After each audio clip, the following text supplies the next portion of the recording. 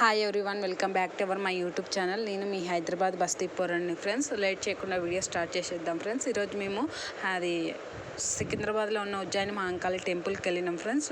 ఇది ఇక్కడ బోనాలు చాలా స్పెషల్ కదా ఫ్రెండ్స్. సికింద్రాబాద్లో మహంకాళి టెంపుల్ అనేది చాలా ప్రత్యేకత కదా ఫ్రెండ్స్. చాలా పబ్లిక్ వచ్చారు. సో మేము కూడా ఫస్ట్ టైం వెళ్ళినాం ఫ్రెండ్స్. చాలా ఎంజాయ్ చేసినాము. సో లాస్ట్ ఇయర్ అంత పబ్లిక్ ఏం రాలేరు, కానీ చాలానే వచ్చారు. చాలా ఎంజాయ్ చేశాను నేనైతే.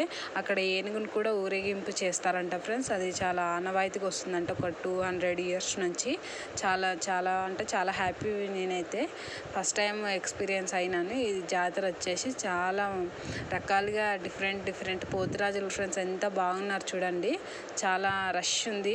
మా పిల్లలైతే కొంచెం భయపడ్డారు. ఎత్తుకొనే ఉన్నాము. కొంచెం ఏమరబాటుగా ఉన్నా తప్పిపోతారు పిల్లలు అనేటిది.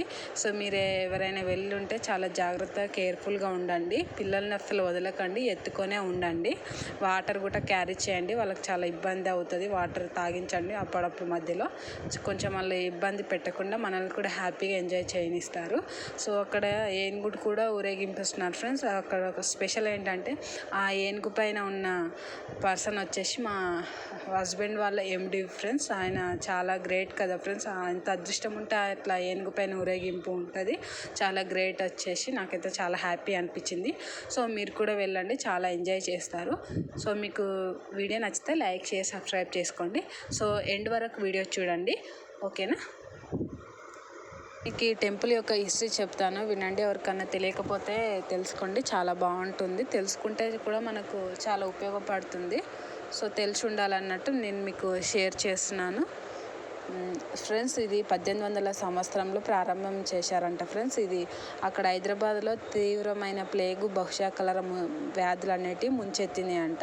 సురతి అప్పయ్య తన సహచరులతో కలిసి దైవిక జోక్యం మరియు అంటువ్యాధి నుండి ఉపశమనం పొందాలని కోరుతూ ఉజ్జయిని మహంకాళి ఆలయానికి ప్రయాణించారు ఫ్రెండ్స్. సో ఏంటంటే తన సహచరులకు అంటువ్యాధి వ్యాపించడంతో ప్రజలు కోలుకుంటే, అంటే తన సహచరులు ఆ వ్యాధి నుంచి కోలుకుంటే సికింద్రాబాద్లో ఒక మహంకాళికి ఆలయాన్ని నిర్మిస్తామని వారు దేవతకు ప్రతిజ్ఞ చేశారంట ఫ్రెండ్స్. ఉజ్జయిని మహంకాళి దేవతకు ప్రతిజ్ఞ చేశారంట.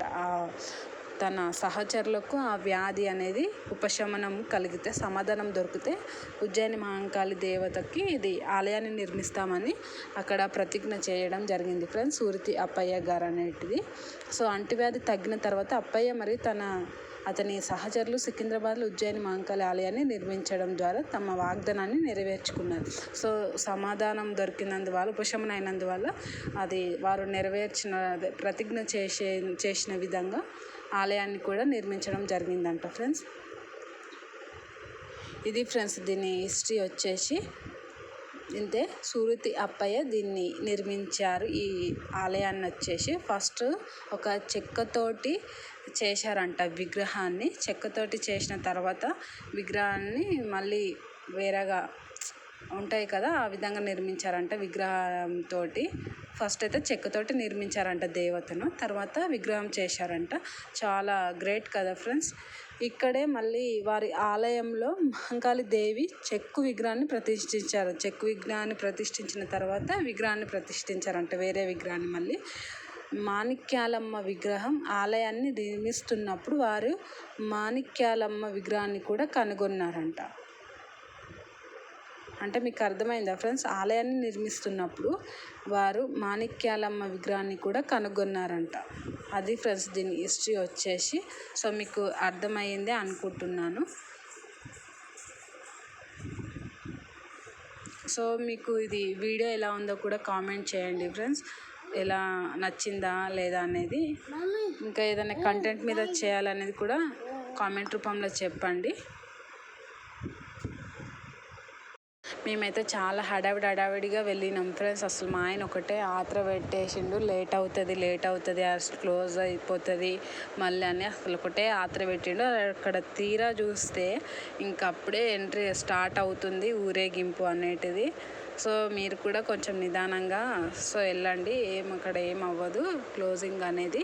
సో ఈవినింగ్ 3-2 వరకు మంచిగా కొనసాగుతుంది ఊరేగింపు అనేటిది.